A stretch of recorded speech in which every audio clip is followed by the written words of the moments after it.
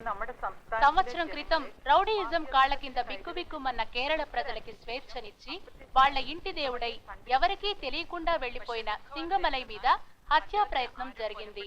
ప్రస్తుతం విశాఖపట్నంలోని ఒక ప్రైవేట్ ఆసుపత్రిలో చావు బ్రతుకుల మధ్య ఉన్నారని ఆసుపత్రి వర్గాలు తెలియజేశాయి.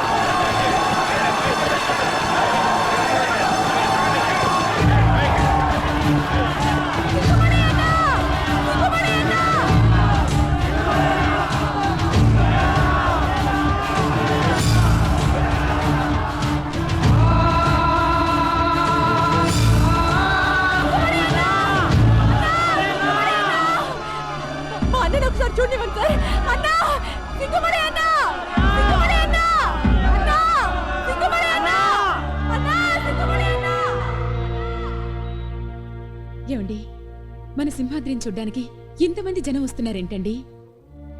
అందరూ సింగమలై సింగమలై అంటున్నారేంటి? పేషెంట్ హైపోవాలిమిక్ షాక్ లో ఉన్నాడు. ఆక్సిజన్ సాచురేషన్ చాలా లోగా ఉంది. Condition is very critical. I cannot give any guarantee. No doctor, he cannot die. బయట జనం చూసారుగా, కేరళ మొత్తం తరలి వచ్చేలా ఉన్నారు. అవసరమైతే ఫారెన్ నుంచి స్పెషలిస్టులను పిలిపించండి. Money is not a problem. ఇతను బతికి తీరాలి. సార్ ఇక్కడ ఉండకూడదు సార్. రండమ్మా.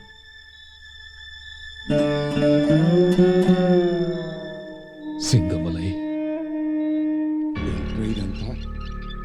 తాతయ్య, సింహాద్రి. ఊరుకోమా.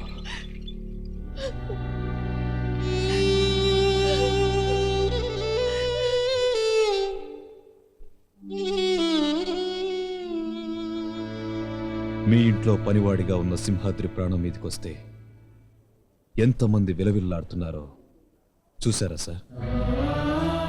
మీరు ఇంట్లో స్థానం లేకుండా గింటేసిన సింహాద్రిని ఎన్ని కోట్ల మంది గుండెల్లో దాచుకున్నారో చూసారా సార్? ఇంతమంది అభిమానం దక్కడానికి అతని దగ్గర ఏముంది సార్? డబ్బు లేదు, ఆస్తి లేదు, అధికారం లేదు. అతని ఆయుధమేమిటో తెలుసా సార్?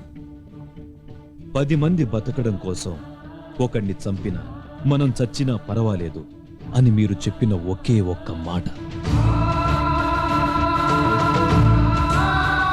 ఆ మాటే మా రాష్ట్ర ప్రజల పాలిట వరమై సింహాద్రిని సింగమలైగా మార్చింది సార్. ఇంకా నిజం చెప్పకపోతే ఆ పాపం నాదవుతుంది అయ్యగారు. పెద్దమ్మాయి గారి గురించి మీరు అమ్మగారు బాధపడటం చూడలేక సింహాద్రి మిమ్మల్ని కలపాలనుకున్నాడు.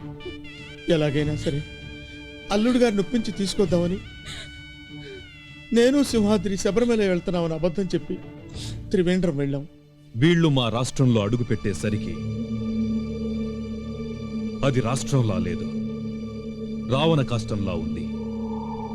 భాయ్ సాబ్ అనే మాఫియా లీడర్ గుప్పెట్లో ప్రభుత్వం ఊపిరాడక చస్తోంది.